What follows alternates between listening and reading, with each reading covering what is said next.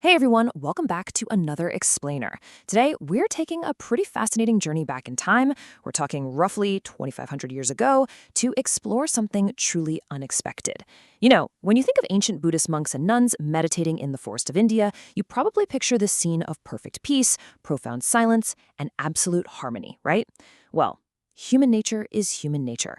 And it turns out early monastic communities could get incredibly messy. So today we're decoding a highly sophisticated and honestly a deeply democratic justice system embedded within a dense ancient text known as the 10 Recitations Vinaya. As you'll see, we're going to unpack exactly how the Buddha engineered a brilliant legal framework to handle human conflict that is literally just as relevant today as it was millennia ago. Since we are dealing with a structured legal taxonomy here, this roadmap is going to guide us through the complex mechanics of how an enlightened community actually functioned.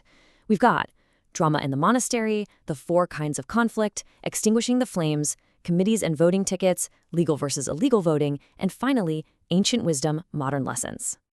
All right, let's jump right into Section 1, Drama in the Monastery. Okay, let's dive into this. To set the scene, picture the ancient city of Rajagriha. Monks are arguing with nuns, novices are fighting. It's just this chaotic scene of harsh words and bruised egos. And the quote you're seeing perfectly captures the catalyst for our whole explainer today. There was this monk named Kaludai, and he jumped right into a vicious shouting match, aggressively taking sides. Well, when the Buddha found out about it, he brought Kaludai in front of the entire assembly and rebuked him with this exact question. Why are you, a monk, joining in arguments and taking sides? Which brings us to a really fascinating question. So how did the Buddha actually manage conflict? He didn't just tell everyone to, be quiet and go back to meditating. He realized that as long as there are people, there will for sure be disputes. So he acted kind of like a master legal scholar. He engineered a highly structured, objective system to treat the actual root causes of human conflict. Moving to Section 2, the 4 kinds of conflict. The Buddha essentially realized you can't solve a problem without knowing exactly what kind of problem it is. So he categorized all this monastic drama into 4 strict legal categories. First up, we have quarrels, which stem from 14 specific causes of schism, basically arguing over what is or isn't the law. Second are baseless accusations, which are false claims meant to ruin someone's reputation. Third, offenses, covering everything from minor faults to major expulsions for broken rules. And finally, routine procedures, for issues that pop up during normal monastic acts. Now, let's focus on that second category for just a second because it's absolutely crucial. A baseless accusation is falsely charging another person based on 3 roots of origin: seeing, hearing, or suspecting. This just shows incredible psychological insight, doesn't it? The text points out that conflicts often blow up not because of hard evidence, but because someone suspected something or heard a rumor and just jumped to toxic conclusions. The Buddha knew firsthand that this kind of behavior spreads like wildfire and destroys communities from the inside out.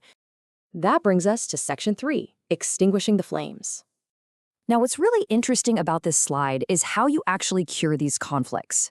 The Buddha introduced specific legal mechanisms. Think of them essentially as fire extinguishers, designed to put out these very specific fires.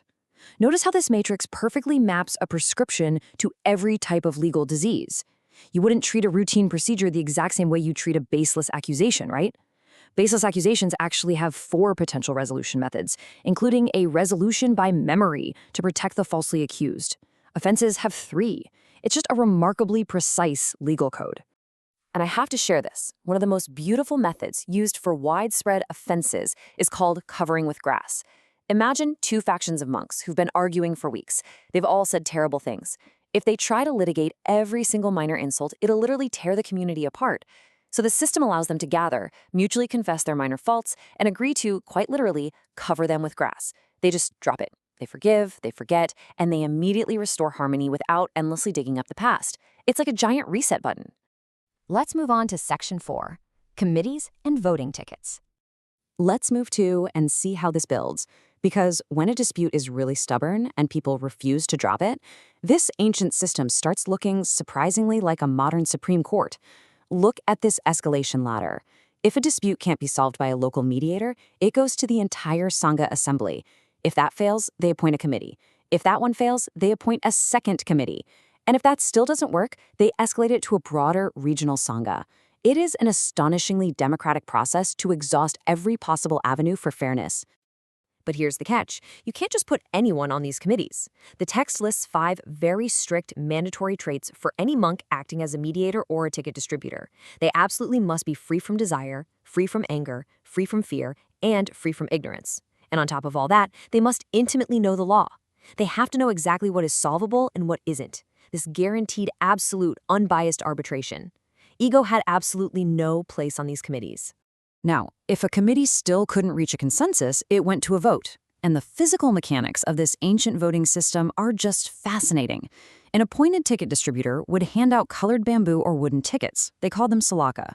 Long or white tickets represented a legal or right vote, and those were always held in the distributor's right hand.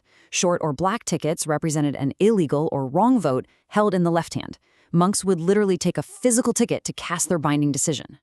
Which leads us to Section 5, legal versus illegal voting. So the crucial point is that the Buddha completely recognized that systems could easily be corrupted by factions. The legality of a vote wasn't just about checking off procedural boxes, it was all about intent. A legal vote aimed to genuinely unite the community and actively involved asking wise elders for advice.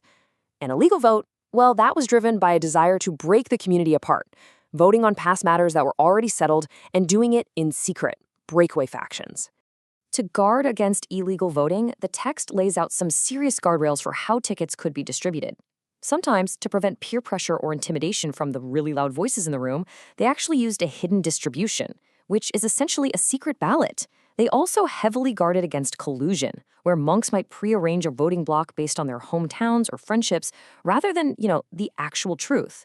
They were actively engineering the process to prevent vote rigging. Finally, Section 6. Ancient wisdom, modern lessons. When you look at the whole shebang, it all boils down to this one core concept, prominently featured in the text, samukhavanaya, or resolution in the presence of. Despite all that complex bureaucracy of bamboo tickets and appellate committees, the fundamental goal was always transparency. The accuser, the accused, and the rule of law all had to be present, face to face. It was never about crushing an opponent or winning an argument for the sake of your ego. It was strictly about returning the community to a state of harmonious purity. So as we wrap up today's explainer, I want to leave you with a little something to think about. Consider your own modern sanghas, your workplace, your family, your local community groups. When drama inevitably flares up, do you have a system? Do you find yourself jumping to toxic conclusions based on simply suspecting something? Or do you actively practice unbiased arbitration, face-to-face transparency, and maybe even covering with grass to just let go of the minor things? The mechanics we discussed might be 2,500 years old, but the human lessons, those are timeless. Thanks so much for joining me on this deep dive. Focus learners, keep exploring, and I'll see you in the next explainer.